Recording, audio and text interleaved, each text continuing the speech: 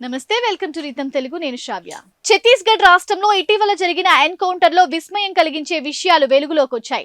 టేకులగూడెం అటవీ ప్రాంతంలో CRPF base camp పై మావోయిస్టులు మెరుపు దాడికి పాల్పడ్డారు. ఈ సమయంలో మావోల బ్యారెల్ గ్రానైడ్ లాంచర్ ఉపయోగించారు. దాన్ని నిశితంగా పరిశీలిస్తే వాటిని మావోలే సొంతంగా తయారు చేస్తున్న విషయం బయటపడింది.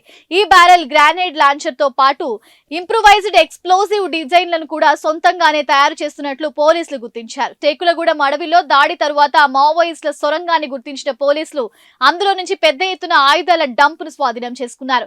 అందులో పెద్ద సంఖ్యలో బీజీఎల్లు లభించడంపై అధికారులు షాక్ కి గురి అయ్యారు. వీటి నిర్మాణ శైలిని బట్టి మావోలే సొంతంగా కర్మాగారాలను ఏర్పాటు చేసుకుని వాటిని తయారు చేస్తున్నట్లు నిర్ధారణకు వచ్చారు.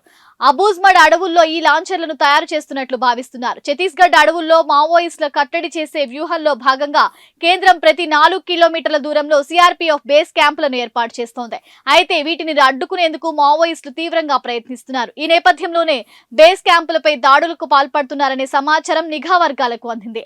సొరంగంలో బయటపడ్డ ఆయుధ డంప్ వెనుక ఇదే ఉద్దేశం ఉన్నట్లు అధికారులు భావిస్తున్నారు. పెద్ద మొత్తంలో ఆయుధాలు సమకూర్చుకోవాలని, ఆపై దాడికి దిగాలని లక్ష్యంతో మావోయిస్టులు ఉన్నట్లు తేటతెల్లమైంది అధికారులు చెప్తున్నారు.